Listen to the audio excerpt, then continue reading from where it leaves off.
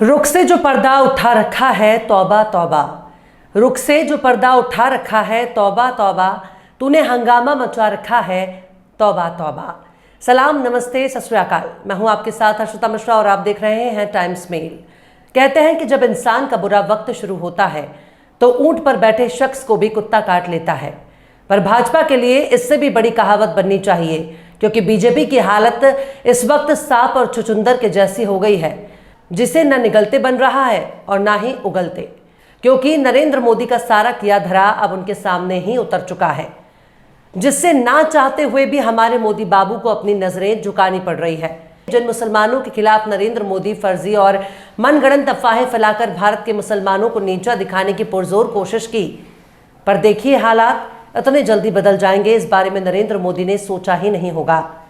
जिस देश के प्रधानमंत्री ने खुले मंच से मंगलसूत्र छीनकर मुसलमानों को देने की बात कहकर नफरत फैलाते रहे, अब उन्हीं मुसलमानों के आगे नरेंद्र मोदी और उनकी पार्टी को सिर झुकाने के लिए मजबूर होना पड़ रहा है। वाकई वक्त से बड़ा कोई बलवान नहीं होता।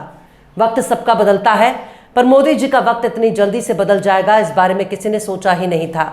इस वक्त नरेंद्र मोदी के लिए सरकार बनना बहुत बड़ी चुनौती बनती जा रही है। कट्टर हिंदुत्व की राजनीति करने वाले हमारे नरेंद्र बाबू के लिए 2024 की सरकार बनाना बहुत ही टेढ़ी खीर बनती जा रही है।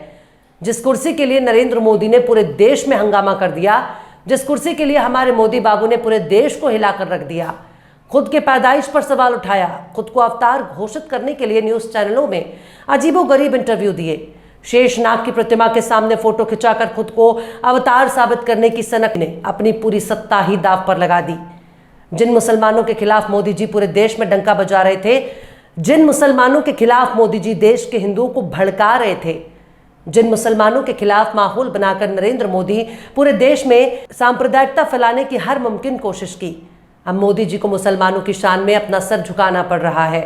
अब मोदी जी को नमाज पढ़ने वाले मुख्यमंत्री के सामने नजरें झुकानी पड़ रही हैं। हमारे देश के प्रधानमंत्री ने आरक्षण को छीनकर मुसलमानों को दिए जाने का इल्जाम इंडिया गठबंधन पर लगाया था। गरीब और पिछड़े मुसलमानों को ओबीसी कोटे में बहुत पहले से आरक्षण मिलता आ रहा है, पर इसी देश के नागरिकों को नीचा दिखाने के लिए हमारे प्रधानमंत्री ने क्या कुछ नहीं कहा। अब उनको ऐसी पार्टी के साथ गठबंधन में सरकार बनाने के लिए मजबूर होना पड़ रहा है, जो मुसलमानों को आरक्षण देने का न सिर्फ समर्थन करती है, बल्कि मुसलमानों के लिए एक से बढ़कर एक योजनाएं पेश करती है। अब तक उत्तर प्रदेश में समाजवादी पार्टी को नमाजवादी पार्टी कहकर भाजपा चिढ़ाती थी, पर अब तो नमाज पढ़ने वाला मुख्यमंत्री ही मिल गया और उसी के रहमो करम से नरेंद्र मोदी को तीसरी बार प्रधानमंत्री बनने का मौका मिल रहा है। एक तरफ नरेंद्र मोदी सरकार बनाने की तैयारी कर रहे हैं, तो वहीं दूसरी तरफ चंद्रबाबू नायडू की पार्टी ने मुसलमानों के 4% मिलने वाला आरक्षण जारी रखने की बात कह दी है, जिसके बाद भाजपा के खेमे में आग लग चुकी है। आखिर कैसे मोदी जी ने राम जी से कर ली कट्टी कट्टी, आखिर कैसे जगन्नाथ से कर ली दोस्ती, और आखिर कैसे मुसलमानों को नीचा दिखाने के चक्कर में मोदी जी ने अपने ही पाव में मार ली कुल्हाड़ी। बताएंगे आपको और भी बहुत कुछ, लेकिन आप अगर हमारे चैनल पर नए हैं और पहली बार हमारी वीडियो को देख रहे हैं तो आप हमारे चैनल टाइम्स मेल को सब्सक्राइब कर लें, वीडियो को लाइक कर दें और बेल आइकन का नोटिफिकेशन बटन भी प्रेस कर दें, ताकि बिना देरी हमारी हर खबर आपको मिलती रहे। लौटते हैं अब खबर की तरफ। एक तरफ नरेंद्र मोदी खुद को कट्टर दिखाने के लिए मुसलमानों के खिलाफ एजेंडा चलाते हैं, तो वहीं दूसरी तरफ उनकी ही पार्टी आंध्र प्रदेश में टीडीपी के साथ मिलकर मुसलमानों के हिमायत में वो हर काम करना पड़ रहा है जिसका हमारे मोदी बाबू विरोध कर रहे थे। अब तो उसी टीडीपी के समर्थन से हमारे मोदी जी प्रधानमंत्री बनने जा रहे हैं। आंध्र प्रदेश विधानसभा चुनाव में भारतीय जनता पार्टी और जनसेना पार्टी के साथ गठबंधन में जीत हासिल करने वाली तेलुगु देशम पार्टी ने मुस्लिम आरक्षण को लेकर बड़ी बात कही है। तेलुगु देशम पार्टी के नेता और रविंद्र कुमार ने जुमे के रोज ऐलान कर दिया कि आंध्र प्रदेश में मुसलमानों को मिलने वाला रिजर्वेशन आगे भी जारी रहेगा। और रविंद्र कुमार ने कहा कि हाँ, हम आंध्र प्रदेश में मुस्लिम आरक्षण को जारी रखेंगे, इसमें कोई समस्या नहीं है। रविंद्र कुमार का यह बयान टीडीपी सुप्रीमो चंद्रबाबू नायडू की ओर से दिए गए आश्वासन के 1 महीने बाद आया। 1 महीने पहले चंद्रबाबू नायडू ने भी कहा था कि भले ही उनकी सहयोगी भाजपा ने धर्म के आधार पर आरक्षण न देने का दावा किया हो, लेकिन उनकी पार्टी आंध्र प्रदेश में मुस्लिम आरक्षण जारी रखेगी। चंद्रबाबू नायडू ने 5 मई 2024 को पत्रकारों से बात करते हुए कहा था कि हम शुरू से मुसलमानों के लिए 4% आरक्षण का समर्थन कर रहे हैं और ये जारी रहेगा। चंद्रबाबू नायडू ने यह बात प्रधानमंत्री मोदी की ओर से लोकसभा चुनाव प्रचार के दौरान ये कहे जाने के कुछ दिनों बाद कही थी। जिसमें पीएम ने कहा था कि वो दलितों, आदिवासियों और अन्य पिछड़ा वर्ग के कोटे को मुसलमानों को धर्म के आधार पर नहीं देंगे। पर छाती ठोक कर विरोध करने वाले नरेंद्र मोदी को टीडीपी के इस बयान पर सांप सूंघ गया है। उनकी पार्टी और खुद नरेंद्र मोदी अब टीडीपी का बिल्कुल भी विरोध नहीं कर रहे, यानी सत्ता बचाने के लिए बीजेपी कुछ भी कर सकती है। पर बात सिर्फ मुस्लिम आरक्षण तक नहीं है, बल्कि उससे कहीं ज्यादा दूर तक निकल चुकी है।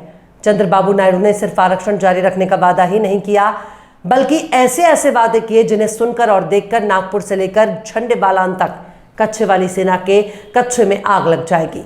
चंद्रबाबू नायडू के चुनावी वादों की फेहरिस्त काफी लंबी है। वो कह चुके हैं कि अगर उनकी सरकार आएगी तो 50 साल से ज्यादा उम्र के मुसलमानों को पेंशन देगी। ईदगाह और कब्रिस्तान के लिए अलग से हर बड़े शहर में जमीन अलॉट किया जाएगा। राज्य की राजधानी में एक आलीशान हज हाउस बनाया जाएगा। नूर भाषा कॉर्पोरेशन बनाया जाएगा जो 100 करोड़ उसका बजट होगा। यहां तक कि बिना ब्याज के 5 लाख रुपया मुसलमानों को लोन दिया जाएगा। इसके लिए 100 करोड़ रुपए का बजट आवंटित किया जाएगा। मस्जिद के इमामों को 10,000 रुपया मंथली सैलरी दी जाएगी। मतलब मस्जिद के इमाम साहब को हर महीने 10,000 रुपए बतौर तनख्वाह दी जाएगी।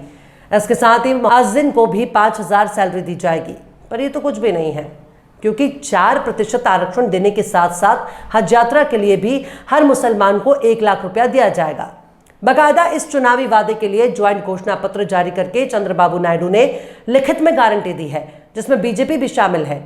जब आंध्र प्रदेश और तेलंगाना अलग अलग नहीं था, तब राज्य का वहां पर उर्दू विश्वविद्यालय और शानदार हज हाउस मौजूद है। हैदराबाद का हज हाउस आप देख लीजिए, उसे भी टीडीपी की सरकार ने ही बनवाया था।